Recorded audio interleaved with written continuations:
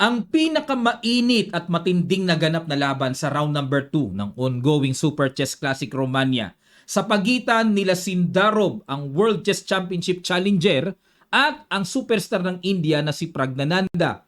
Halos magkaida rin, magkababata, laging naghaharap sa mga tournaments. Parang ang liit ng mundo nila, no?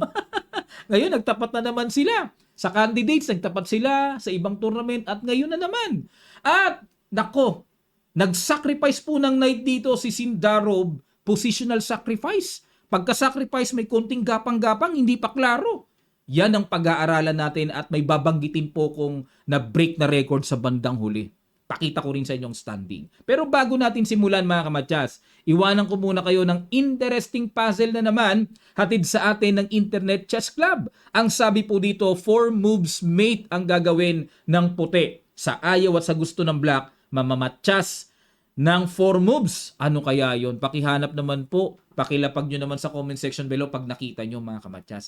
Maraming salamat po. Downloadable ang Internet Chess Club application sa Play Store at App Store. Ayan. At bago tayo magsimula, tuloy-tuloy po ang registration. Pwede pang humabol sa ating Kamatyas Summer Online Chess Clinic ha. Ang link makikita nyo lang po ang registration sa comment section below nakapin.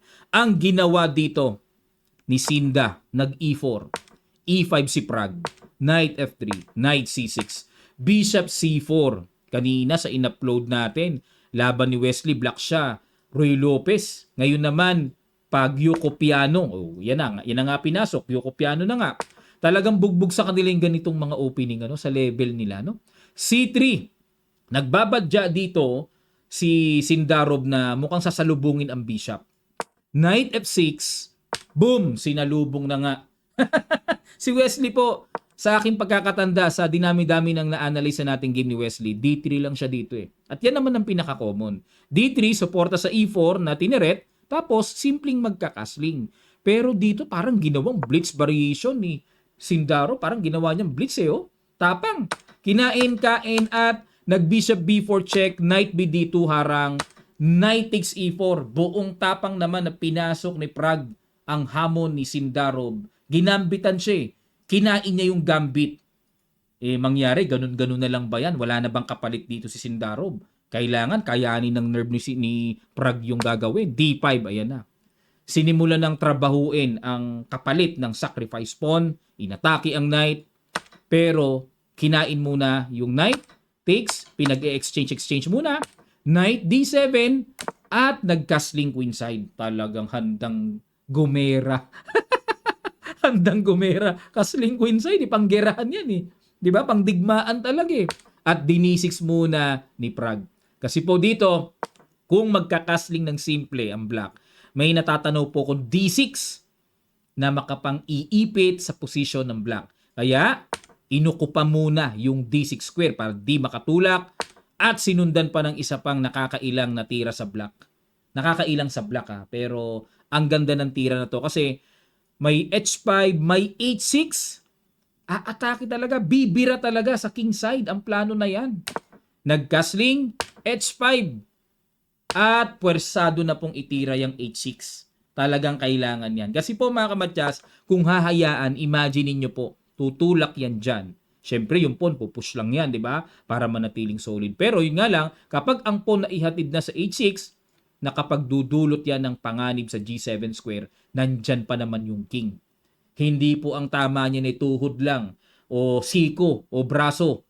Bituka yan. Ang tama niyan, iindahin yan, nandyan ang king Okay, kaya dito kailangan po talagang i-H6. Okupahan ang H6 para hindi makatulak at sinundan naman ng isa pang nakakailang na tira. Ready to attack sa king side, G4, G5, bobombahin talaga si Prag. Gigil kay Prag tong si Sindarov Pero pinipigilan talagang pilit ni Prag yung mga plano. Bishop G4, hindi makatulak-tulak at may threat pa sa knight. Nag-knight H4. Ayan, ang basa ko po dito, mukhang titirahan ng F3 tapos G4.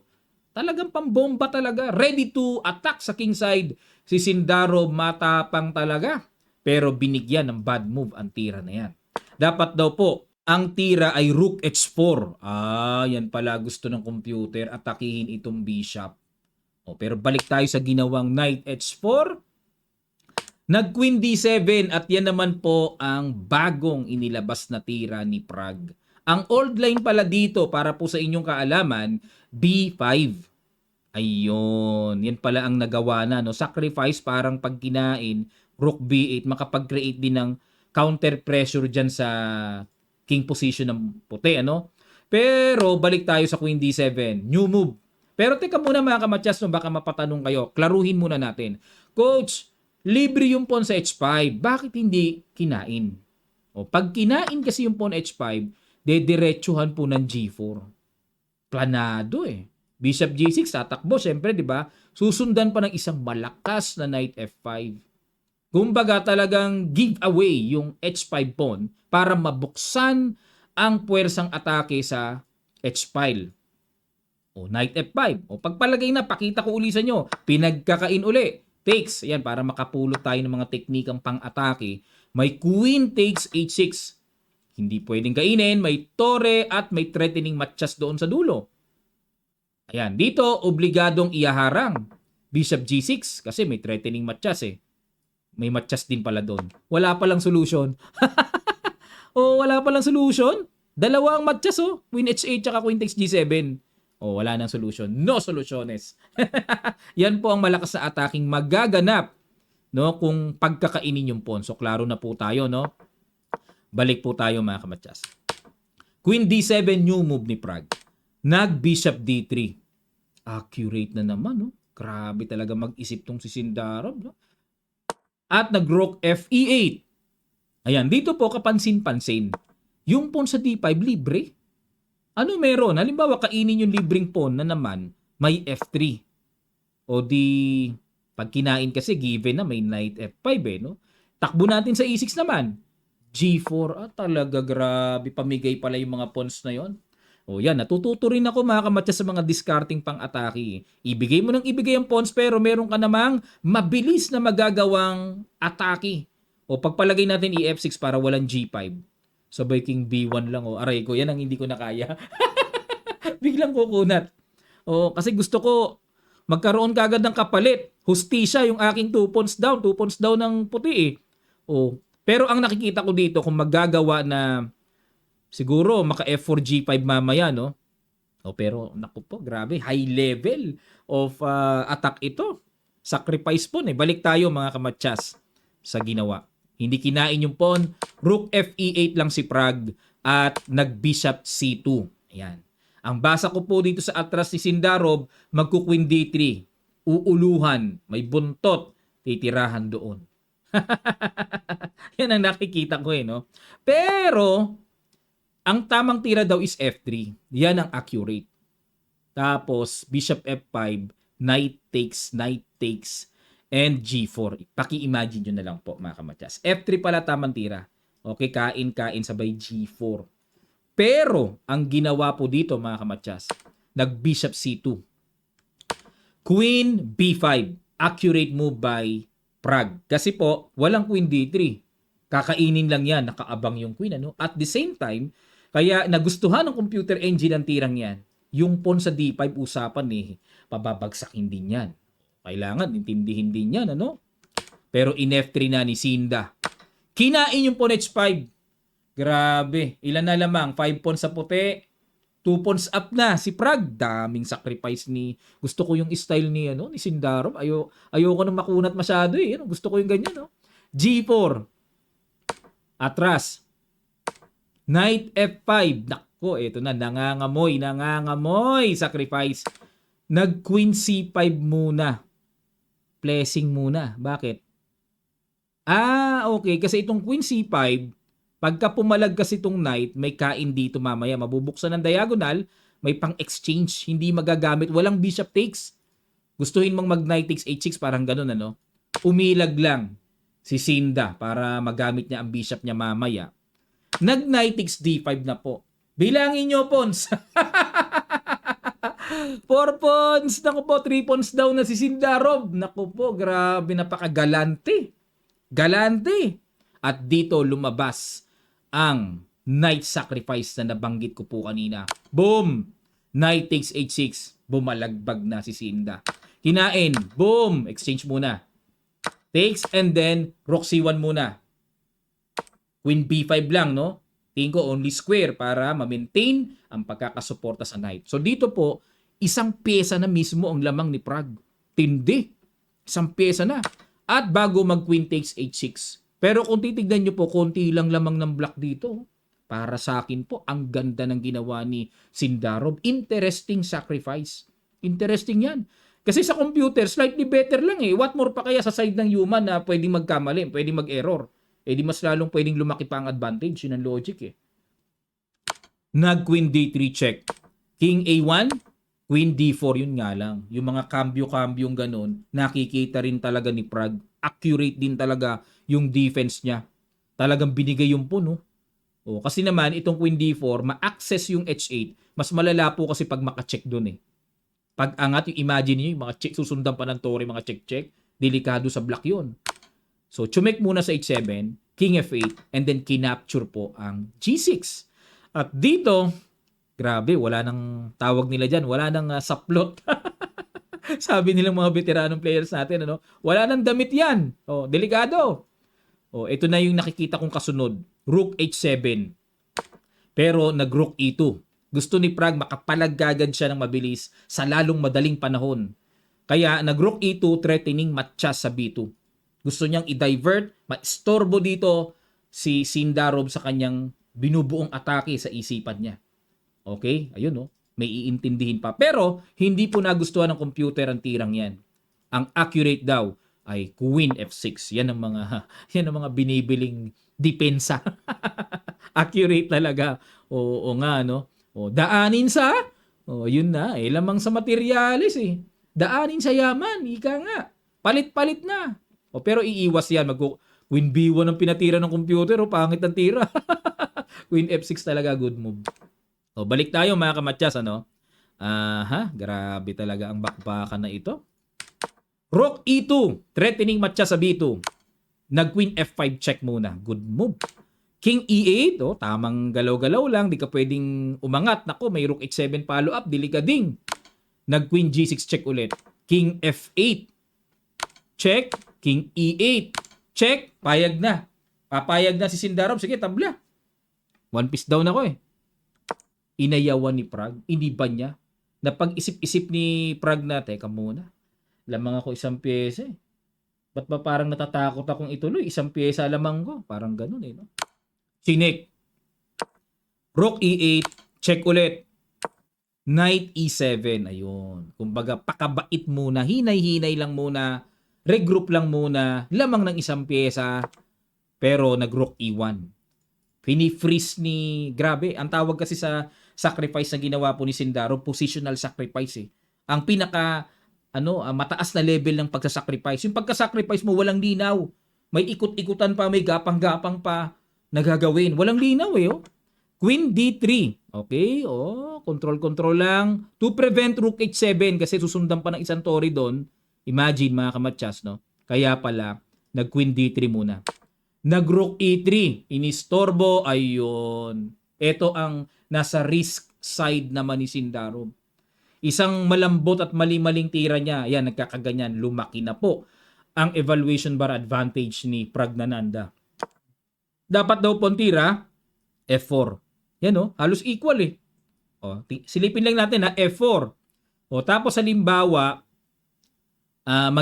King D7. Para magamit na rin mamaya yon, magku-Queen G7. Di rin pala makagalaw ang knight, Tapos preparing to play F5 and F6.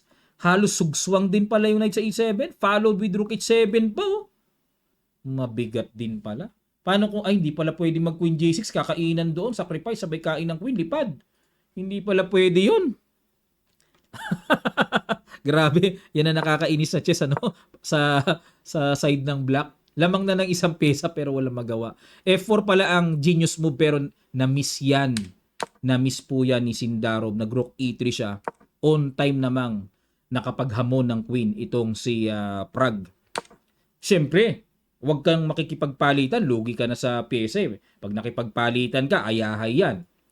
Queen B5, hanap ka ng gulo-gulo. Nag-rook B8, depensa. Ayun, pinagpatong na grabe. Naka-freeze, naka-freeze pa rin. Nag-A6, Queen A4. Nag-B5, sinundan ng isa pang... Okay. Binabalik na yung mga pawns paunti-unti, no? Binabalik na. Nag-Queen A5. Teka muna mga kamatsas, pag kinain ito, magki-King D7. Okay. Kasi, tapos itong pamigay na pawn, sa isang banda, baka magkaroon ng atake sa A-file. Okay? Sige, kaya pala ang ginawa dito ni Sinda, preno muna sa A5 and nag-Queen F7. Okay, yakap-yakap muna para talaga mas-secure na, oo. Ang Queen A5, ang threat pala, Rook takes E7. Imagine po mga kamatsas. Takes, may Queen takes E7, then kuha yung Rook sa P8. Grabe mga threat ni Sindarov, no? Kailangan alisto ka eh. Queen F7, and nag-Rook C1. Tiniret ang pawn sa C7, Knight D5, depensa na, may pang-exchange pa.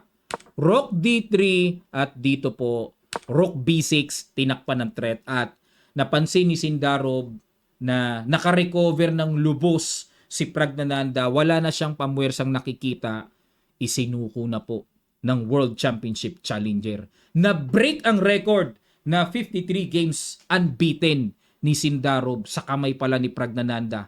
Mahuhulog, mabibiak ang record na yaon. Grabe, nag-resign na po. Black pa si Praggnanandhaa. Pero nakakabilib ni Sindarov, kaya naman nagkaganyan siya. Na mali lang ang follow-up eh. Kung nakita niya yung F4, ay nako, baka matalo pa si Prag eh. Baka bumigay pa eh. Sabay Queen G7, ang bigat nga lang ng mga follow-up moves. Pag nakita mo yung F4, susundan mo pa ng Queen na G7, may F5 pa parating, yun nga lang eh, namali. No? Lumambot ang follow-up dito ni Sindarov at nakarecover ng lubos si Prag. Nakayanan ni Prag ang Malakarpov at Mala Petrosian, Mala Capablanca ang naging kapit ng kanyang depensa. Kaya siya ay nagwagi dito. Ito po ang kanilang standing mga kamatsas. Okay, alisin ko muna yung kanilang mga larawan. Standing after round number 2 battle. Ayun. Ang mga nanalo po sila MBL, Vincent Keymer at Praggnanandhaa. Yan po ang kanilang standing. Okay? At si Wesley So po ay pang number 5. Dalawang tabla so far. No? Pero okay lang. Marami pa mangyayari at ang aabangan po natin dito sa round number 3 battle. MBL versus Sindarov. Giri versus Perusia. Wesley So versus Caruana. Naku, parehong USA. Baka tabla lang ito. Baka tabla-tabla lang. Praggnanandhaa, Vincent Keymer, Bogdan and Van Forest. Ayan po ang mga expected na maglalaban sa round number 3. So, 1 game per day sila. Super long game eh. Ang haba ng oras, isang laban, isang araw. Talagang gutuman at mauuhaw at nako, pag di prepared ang katawan mo sa ganitong torneo, ay, nakaranas na ako ng ganito eh. Sa mga classical tournament, sa Open Swiss, no? Pag ako naglaro, mga kamatsas, ng isang laban, isang araw, nakakapagod, nakakaantok, para kang tumakbo ng napakalayo, para kang nag-jogging ng, nako, mahirap ipaliwanag, pero pag malakas ang kalaban mo, mapapagod ka talaga. Mapipiga isip mo. Kaya kailangan physically prepared din pag naglalaro ng ganitong long game tournament. Ayan, maraming salamat po mga kamatsas. Sana po na-update, natuto kayo, na-inform. At sa mga gusto pong humabol sa ating Kamatsas Summer Online Chess Clinic, available po ang link of registration sa comment section below. So, habol na po kayo. Lahat ng na-miss nyong live sessions, may pag-asa pang mapanood. Recorded lang po sa Facebook group. Okay, salamat. Magkita-kita pa tayo sa mga susunod pa nating chess updates. God willing.